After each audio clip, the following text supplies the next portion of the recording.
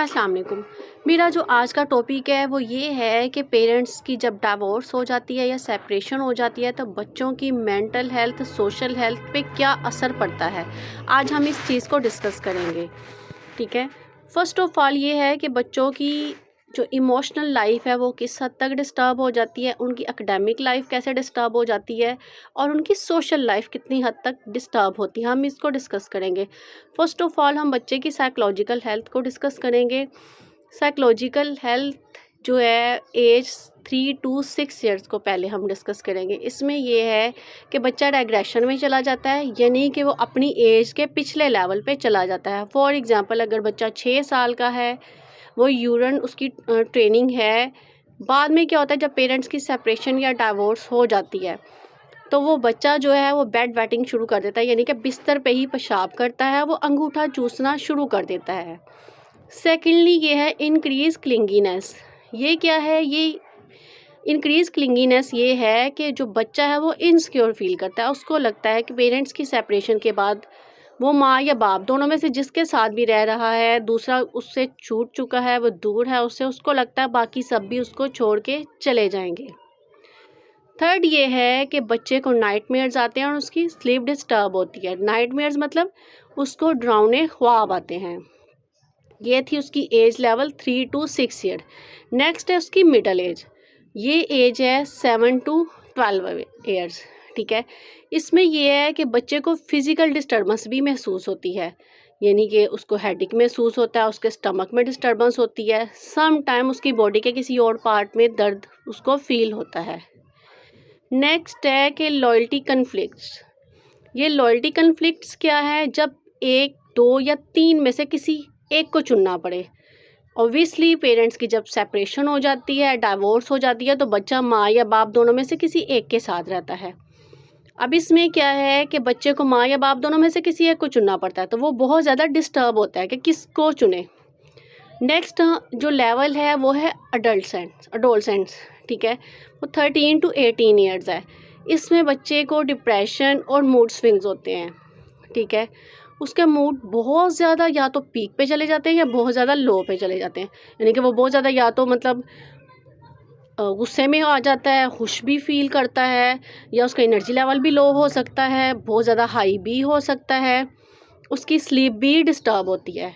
Next देखने में आया है रिस्क टेकिंग बिहेवियर्स। ये क्या चीज़ है, इसमें बच्चे या तो खुद को नुकसान पहुंचाते हैं या दूसरों को।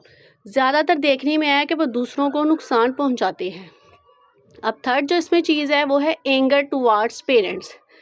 पेरेंट्स पे बच्चों को गुस्सा होता है, क्यों होता है, क्योंकि डिवोर्स या सेपरेशन से पहले वो एक साथ रहते हैं, उनको दोनों का बराबर प्यार और तवज्जो मिलती है, लेकिन इसके बाद वो दोनों में से किसी एक के साथ रहने के लिए मजबूर हो जाते हैं। उनको दोनों का इक्वली प्यार, मोहब्बत, केयर सब कुछ नहीं मिल रहा, उनको गुस्सा आता है। नेक्स्ट इसमें ये देखने में आया कि बच्चे fear of relationship, commitment and relationship.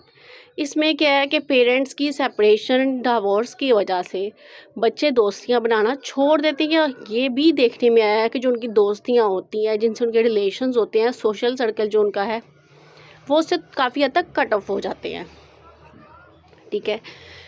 इन सब की वजह से बच्चा क्या महसूस करता है, बच्चे को लगता है कि ये उसकी गलती है, जबकि ऐसा बिल्कुल भी नहीं है। थर्डली पेरेंट्स इसमें क्या करते हैं, पेरेंट्स इसमें ये करते हैं कि अगर माँ के पास बच्चा में है तो वो बाप के अगेंस्ट उसको बोलती रहती है, तुम्हारा बाप ऐसा है, तुम्हारे ददियाल वाले ऐसे हैं। और अगर बच्चा बाप के पास है तो वो माँ के खिलाफ बोलता है। इसमें वो बच्चे की माँ के करैक्टर के बारे में भी बोल देता है। अब बच्चे का छोटा ज़हन वो इस चीज़ को नहीं समझता, आप उसके कच्चे ज़हन में गलत चीज़ें डाल रहे हो। ये भी चीज़ देखने में आई है कि सम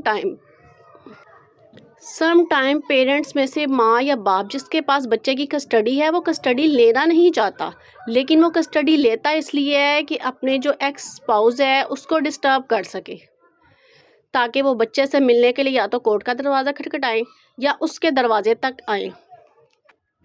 नेक्स्ट बच्चे की एकेडमिक लाइफ को डिस्कस करते हैं, वो भी डिस्टर्ब होती है। अगर तो बच्चे का जो स्टडी का ग्रेड है वो अच्छा जा रहा है, हो सकता है वो नीचे आ जाए। और ये भी देखने में आया है कि सम टाइम बच्चे का ग्रेड तो डाउन नहीं होता, लेकिन बच्चे की जो क्लास में तवज्जो होती है, जो दूसरों से उसकी बातचीत करने का तरीका होता है वो चेंज हो जाता है। वो सिर्फ खुद को खुद तक महदूद कर लेता है और सम टाइम उसका ग्रेड भी डाउन आ जाता है। अब इन सब में सबने क्या रोल प्ले करना है हम उसको डिस्कस करेंगे। फर्स्ट ऑफ ऑल हम पेरेंट्स के रोल को डिस्कस करेंगे। अब इसमें पेरेंट्स को ये चाहिए कि वो बच्चे को एज अ मैसेंजर इस्तेमाल ना करें, बच्चा इससे बहुत ज़्यादा डिस्टर्ब फील करता है। सेकेंडली, पेरेंट्स को चाहिए कि वो बच्चे को समझाएं कि इसमें आपकी कोई गलती नहीं है, ठीक है। हम दोनों आपसे बहुत प्यार करते हैं और आपको इक्वली राइट है कि आप भी हम दोनों से प्यार करें, ठीक है। थर्डली, अगर तो बच्चा माँ के पास है तो माँ को चाहिए कि हफ्ते में कम से कम 2 दिन बाप के पास बच्चे को रहने दे, और अगर बच्चा बाप के पास है तो बिल्कुल एज इट बाप को भी चाहिए कि 2 दिन के लिए बच्चे को माँ के पास रहने दे। इससे क्या होगा कि दोनों के लिए बच्चे के दिल में मोहब्बत भी होगी और वो अपने ननियाल और ददियाल से भी दूर नहीं रहेगा, उनसे भी कनेक्टेड रहेगा। क्योंकि नॉर्मल ये चीज़ देखने में आई है कि हम जिस जगह रहते हैं, जिस इन्वायरमेंट में रहते हैं, हमें उससे ऑटोमेटिकली एक मोहब्बत सी हो जाती है, अटैचमेंट हो जाती है।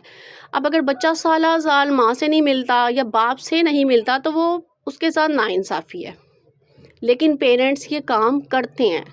थर्डली, अब इसमें स्कूल को क्या करना है। स्कूल में जो एक टीचर है वो एक बहुत इंपॉर्टेंट रोल प्ले करता है। क्यों? क्योंकि पेरेंट्स के बाद बच्चा ज़्यादा टाइम अपना टीचर्स के साथ गुजारता है। अब टीचर फ़ौरन नोट कर लेता है कि बच्चा पहले की तरह क्लास में अटैच है, लिंक कर रहा है, रिस्पॉन्स कर रहा है, ठीक है, या वो सिर्फ गायद दिमागी के साथ वहाँ बैठा हुआ है। अब टीचर्स को चाहिए कि पेरेंट्स को बुलवा के उनके साथ कम्युनिकेट करे, बच्चों को तन्हाई में समझाए कि बेटा कोई बात नहीं, अगर आपके साथ ये हुआ है तो दुनिया में और भी कुछ लोगों के साथ ऐसा हो जाता है, it's not a big deal. अब आपने ये करना है कि पेरेंट्स दोनों से प्यार करना है और अपनी स्टडी पे भी फोकस करना है। सेकेंडली, इसमें प्रोफेशनल्स की भी हेल्प ली जा सकती है, जैसे स्कूल साइकोलॉजिस्ट हैं, professional sports related to child psychologist. Thirdly, parenting workshops. लेकिन यहाँ पे ये चीज़ भी डिस्कस करना चाहूँगी, अगर तो डिवोर्स या सेपरेशन हुई है अपर क्लास में या लीड क्लास में, तो उनमें तो ये चीज़ नॉर्मल है। नॉर्मल इस लिहाज से कि वहाँ पे स्कूल में अच्छे जो हाई फाई स्कूल है वहाँ पे साइकोलॉजिस्ट भी हैं, ये सारी फैसिलिटीज़ है।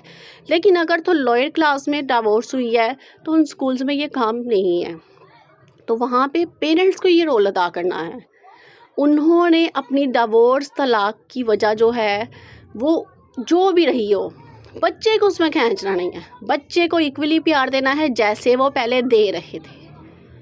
मेरी आप सबसे ये रिक्वेस्ट है कि प्लीज़ प्लीज़ अगर डिवोर्स हो गई है या सेपरेशन हो गई है तो बच्चे को खुदारा इक्वली ट्रीट कीजिए।